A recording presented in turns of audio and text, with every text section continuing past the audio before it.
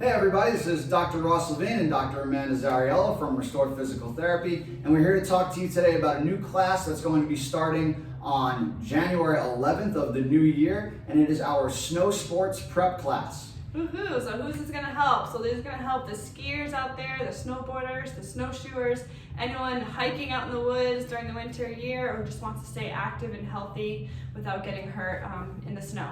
So we're going to be covering everything head to toe to make sure that you not only stay healthy, but improve your performance when you're outdoors. So we're going to be working on trunk stabilization and mobility, hip mobility, core strength, lower extremity strength, practice balancing on unstable surfaces, and just all of the strong muscles that we're going to need to be outdoors while it's snowing.